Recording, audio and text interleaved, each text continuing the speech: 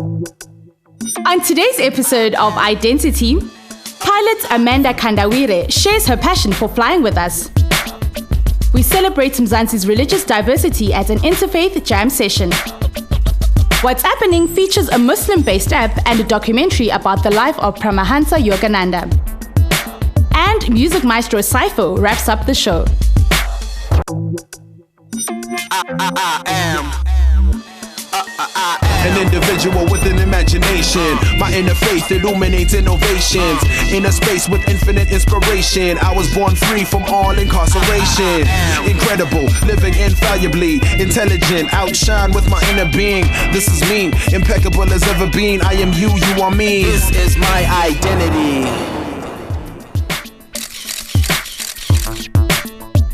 Molweni senamkela kwi-Identity ngale mini inhle kangaka yecawe kwiveki yesibini ekungeneni kwinyanga yomnga yemibhiyozo. Ndivuya kakhulu banani njengomsasazi wenu uViwe Gxwala. Last week Tuesday, the entire globe observed World AIDS Day. This particular day gives people an opportunity to unite in the fight against HIV and AIDS and show their support for people living with the disease. The best way to commemorate the lives that the disease has claimed is to live healthy and practice all the precautionary measures to curb the disease, like abstaining, being faithful, and to use a condom at all times. As usual, we always cherry pick for you motivational, inspiring, and young guests who are achievers in their respected fields to come and kickstart your week, and this morning is no different. My colleague Mpumi Mbete got to speak to a woman with wings. Amanda Kandawire, a female pilot at a leading airline, has a zest for life and airplanes, and this is how the conversation went in our coffee shop. For most people, getting on an airplane for the first time is filled with excitement, trepidation, and anticipation of safely touching down at their destination. But for my guest today, her first plane ride sparked a passion for flying and inspired her journey into the world of aviation. Amanda Kandawire is a fixed-wing pilot and works as a first officer for one of the country's fastest-growing regional airlines. Since 2010, she has also been working as a volunteer for South African Women in Aviation and Aerospace, SAWIA, a non-profit organization that is dedicated to the empowerment of females in the aviation sector. When Amanda is not navigating the skies, she dabbles in photography and runs her cupcake business, Sugar and Wings. I'm curious to find out more about this interesting young woman, and it's a pleasure to have her in the Identity coffee shop. Amanda, welcome on board. Thank you for having me. It's so good to see a very young female black pilot, should I say. Yeah. Tell me how this all started. I mean, Amanda as a child, ukule utanza vele dindis. Yeah, no, I was very fortunate at a young age to have my first flight, as you said, and it was down to the Eastern Cape to visit my family. And since then, I've been so hooked. So growing up, that's all I knew. Like, hey, when I grow up, this is it. But you know, growing up, I grew up in Soweto. I'm an only child. My mom's Xhosa and my dad is Malawian descent. And growing up not knowing any pilots, it was one of those treading into an industry where you know nothing about it. So I spent my whole high school career trying to learn, where am I going to study? How am I going to study? You know, how do you become a pilot? So, yeah.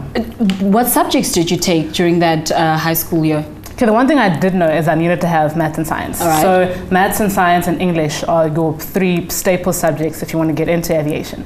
So unlike normal students that end up going to varsity after matric, to become a pilot, you enroll at a flight training academy. So straight out of high school, that's what I did. And was religion part of your upbringing? Yeah, no, kakhulu. My parents are very much into religion, so God has been the cornerstone of my life. So my mom, every Sunday, I even went to a convent in primary school. So it was mass on Fridays, it was church on Sundays. And I guess it's built me to the person that I am today. So God is and always be the beginning, the end, and the middle of my life. And everything that I've achieved up to now is because of him. And what are some of the principles or values that you learned as a child that you still apply more so now as an adult? I think more than anything, it's the way you treat people and you look at life. So the values that I have and the morals that I have and the way I encounter people on a day-to-day basis is all based on the way that I was brought up. So be humble to people, be kind to people, because everyone is going through a different journey. So you never know what people are going through. So that you really just have to be careful with the way you interact with people. In my intro about you, I said you were a first officer. What is it exactly? Okay, with flying, so when you start off, you are a student pilot, and then you get your private pilot's license. So your private pilot's license enables you to take passengers, but people can't pay you for that. So it's only after you become a commercial pilot's license where now you can look for work. So with becoming a commercial pilot's license, you apply for jobs anywhere and everywhere. So whether it's a charter company, it's an airline, or you're becoming a flight instructor to teach other people how to fly. So with me in the airline business, the first officer is basically then the co-pilot in the flight. So we fly as two crews, so you'd have the captain and then you'd have me. So the captain by law is the person responsible for the overseeing of the whole flight, and then I just fly together.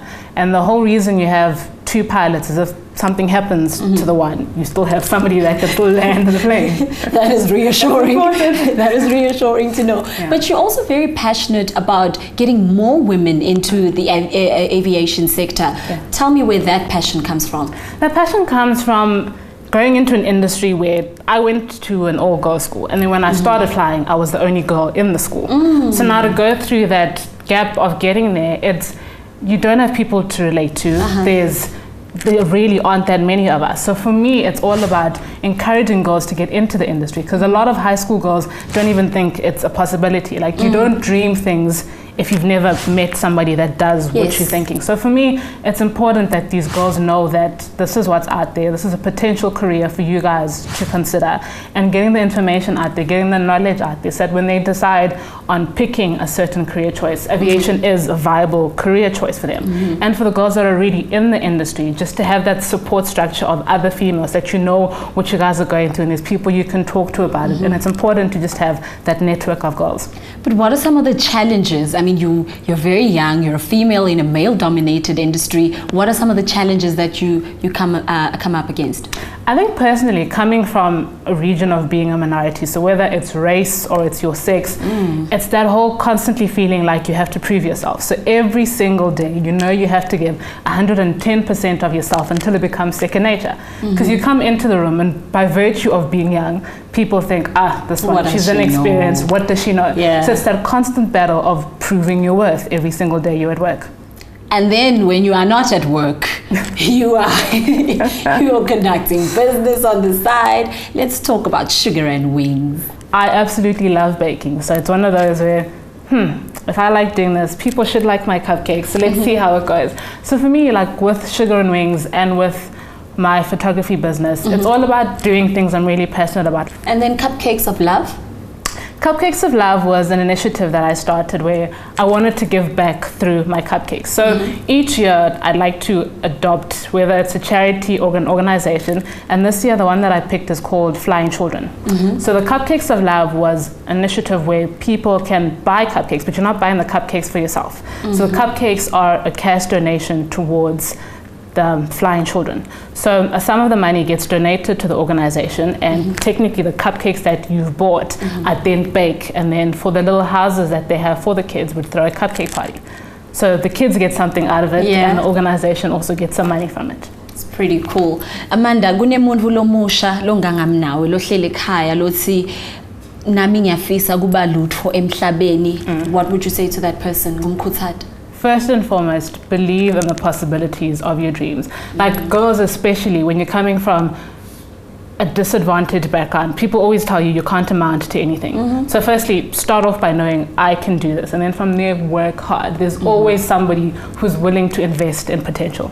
Work hard and play hard. We're going to play a word game. Choose my Taylor as quick as you can. You have to pick one or the other. Okay. No eyebrows or dramatically drawn eyebrows? No eyebrows. Red velvet cake or strawberry cheesecake? Cheesecake. Dagalani sesame or Cinderella? Cinderella. Doc Martens or Spice Girl shoes? Doc Martens. Long bath or hot shower? Oh, long baths. Umdongo or cornflakes? Umdongo. Dream Girls or Sarafina? Oh, Sarafina. Humpty Dumpty or Barney? Humpty Dumpty. The purple dinosaur. Thank you so much, Amanda. It was an absolute pleasure to be here. Thanks to Mpumi for that insightful chat. Amanda Kandawire's story truly awakened something in me, and I hope at home you drew some inspiration and motivation to make your dreams come true. Join me after the break when we join different faiths that come together for one purpose, and that's to encourage unity by using music. And then later, we bring you this week's media review segment in What's Appening. Don't touch that remote. Siyabuya ngoku.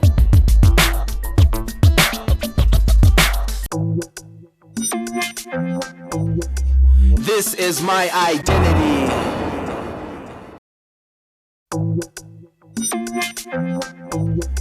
This is my identity.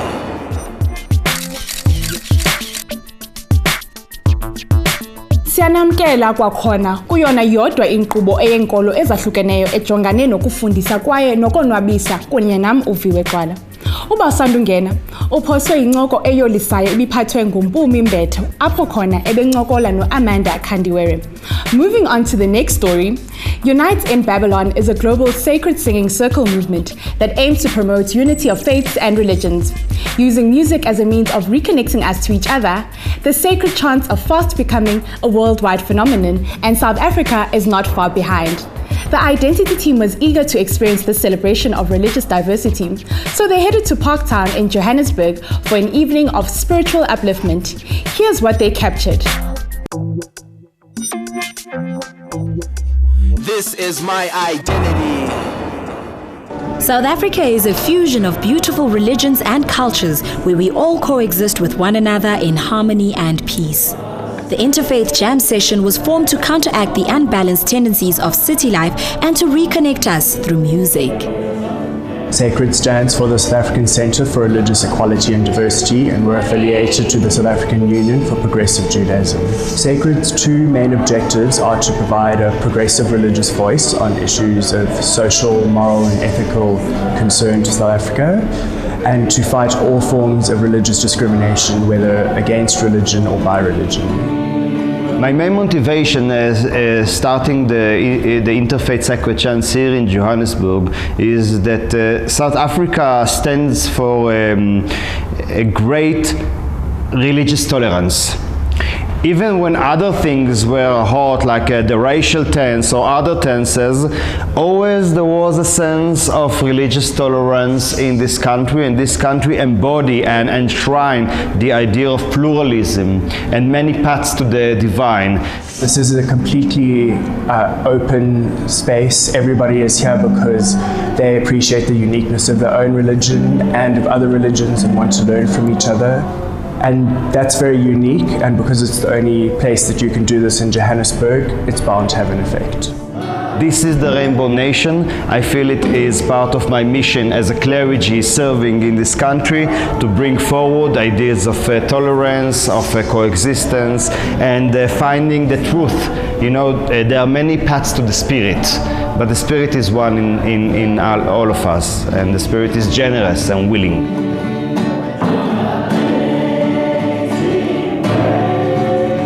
Ndandizihambe izindawo kwamazwe ebendisekudinisweni kuwo xa ndikhulayo ko-Europe, ko-USA, ko-Middle East, because baninzi abantu abazenzayo ezi zinto zitshanta ngoba azinabala, azikhethi mntu uba wena phuma phi qha wena xa ufuna ukwenza le nto ocinga uba iza kusiza ngaphantsi komphefumlo uba ukwazi ukuphila nabantu. It's very enlightening to see how each faith and each group of people that reunite to worship God in a very different understanding of what God is. And by learning these chants and by chanting and partaking in, we lose the fear. And by losing the fear, we let go of the apprehension against other people. This is a very unique event. It must be realistically the only place in Johannesburg where you can come into contact with 5 or 6 different faith groups, all here to learn and to teach and to bond through the singing of sacred chants. The Sacred Chants is an initiative to present spiritual tradition from all over the world. Myself as a Jew, but I am inheritor of the spirit like all other traditional spirits in the world. It's about umoya or spirituality. Umphefumulo womuntu ba ubudlelwane bakhe noThixo bungakanani. Akukho so important ba ucinge ngenkolo kuyo. into esemqoka ngizawuthini is kuba uThixo nawe nidlalana kangakanani, ubudlelwano bakho noThixo bungakanani, ukukhula kwakho emoyeni kungakanani, nokwenza kwakho izinto nabantu ohlala nabo emhlabeni. My experience in relating to this chants with other people from different faiths as a Catholic has been very enriching. First, because I learned that many of the Catholic songs and prayers come from these ancient religions, especially Judaism and Islam are very connected to our roots. So it makes us learn a lot. I think music is one of the languages that is quite universal. In chanting, you can do it together with different religions. You don't need to understand the words. It's more coming from the soul. So I think that it helps to bring us together as different religions. Living in South Africa for a couple of years as a foreigner, I see these as one of the steps forward to continue with Mandela's legacy, because his legacy was to unite amongst division. No one needs to actually resign their beliefs to be in peace and tolerate each other. And I think that the more knowledge we have of each other's faith and goodness in their own religion and in their own faith is going to make us respect, tolerate and grow social tissue, which we needed desperately in order to build those bridges that need to end. We need to do the effort. If we will do the effort, then surely impact will come. If we are aligned, if we are accurate, then this message of love and compassion and tolerance will go into the society. Then we will know that we have achieved our goal.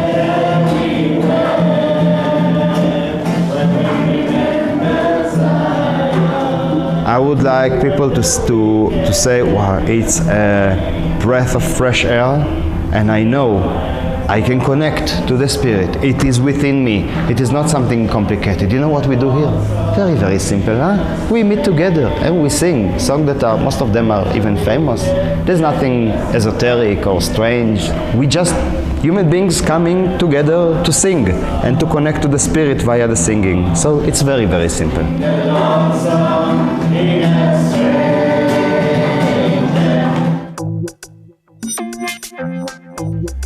This is my identity. Kuluvuyo ukuhlala elizweni apho khona iinkolo ezahlukeneyo zibhiyozelwa. Enkosi kuRabbi Shekhard ngokuba abe luphondo lotshintsho kwaye sithemba ukuba unentshiseko ngelibali. Let's take one more break, after which we get social in our media review segment with a Muslim Pro app that will get you connected to the Islamic prayer time and a documentary that looks into the life of Indian yogi and guru Yogananda. Don't go anywhere because we will be back soon.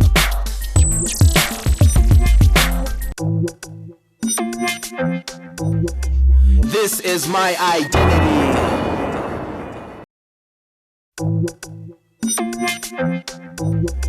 This is my identity. Thank you for staying with me, Viwe Gxwala, right here on i-Dentity.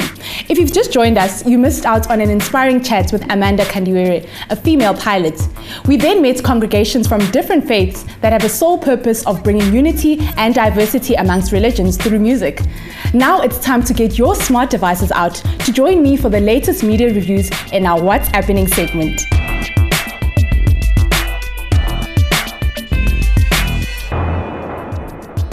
Our first review is a Muslim Pro app. This app is recognized by millions of followers in the Islamic world as the most accurate prayer time and azan or call to prayer application on a mobile device. Check out its main features. Muslim Pro is an app that offers a convenient way to keep track of prayer times no matter where in the world you find yourself. For starters, select the settings page, choose a location, and then set prayer time notifications. The app lists the date according to the Gregorian calendar, as well as according to the Islamic calendar for easy reference. Select the prayers option for the prayer times such as Fajr, Dhuhr, and Maghrib. Not sure which direction to face when praying? Select the Qibla tab for an accurate compass. Use the References tab to browse through the 99 names of Allah. You can also find a helpful collection of duas for any situation. Find the nearest halal takeaway store or a mosque closest to you by selecting the Places tab. Why not send a beautiful Islamic greeting card to your friends or family? Select a greeting card based on the occasion. Now all you do is type up a message, change the font type, size and color, then share it via email or social media. Keep your spirituality in check while on the go with the Muslim Pro app. That app will get you ready for prayer time wherever you are. I hope you freed some space on your mobile device. Our next review is about an autobiography on a spiritual prodigy, Swami Pramahansa Yogananda. Olubalisombali linyanzela umuntu owangoku ukuba azifune ngaphakathi. Umbonisi uza kufika kungekudala apha eMzantsi Afrika. Ngoko ke vula amehlo. I was conscious in my mother's womb. On one side, I wanted to express myself as a human being. Yet, on the other side, I didn't, because I felt I was spirit. Filmed over 3 years with the participation of 30 countries around the world, Awake, The Life of Yogananda is a documentary about Paramahansa Yogananda, who brought yoga to the West. The film sheds light on both modern and ancient yoga and explores why millions today have turned their attention inwards in pursuit of self-realization. Archive material from the life of Yogananda, who died in 1952, created spine for the narrative, but the film stretches the dimensions of a standard biography. And on the first night, over 6,000 people attend his talk.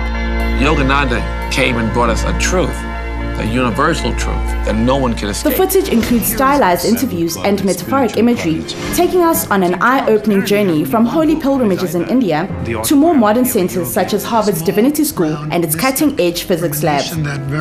This detailed documentary sheds light on how Yogananda made ancient Vedic teachings accessible to a modern audience. It also tells the story of his life and the influence he ultimately had on yoga, religion, and science. Awake, The Life of Yogananda is a definite must-see.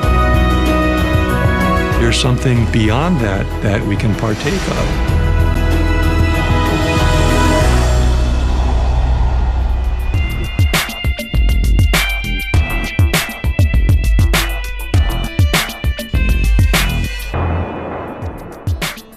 Unfortunately, that brings us to the end of today's packed episode of Identity. Remember, you can stay in touch with us by sending an email to identitytvshow@gmail.com. We're also active on the social networking scene. If you're on Facebook, Twitter, or Instagram, search for Identity TV Show and connect with us. We end today's episode with Steve Jobs' thought-provoking words. I think if you do something and it turns out pretty good, then you should go do something else wonderful, not dwell on it for too long. Just figure out what's next. That's it from me, Viwe Gxwala, and the Identity team. Goodbye and God bless. We play out the show with this music video.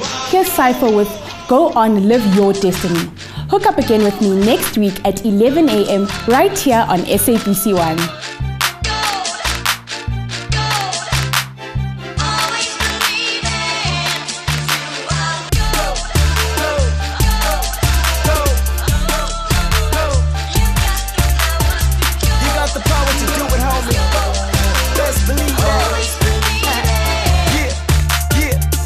Go, they ask me about when I'm coming back to the game in the south. They wait my return and I miss my sound. Tired these lame just running their mouths. Talk about winning when they ain't want shit. Talk about chips when they ain't pop Chris. Talk about getting when they ain't got hits. I'm back in the skin and me out of my biz. This what it's like when a rapper's mad. Scratch that. This what it's like when a rapper's back. Forget that. I ain't never been gone in the same no way. Just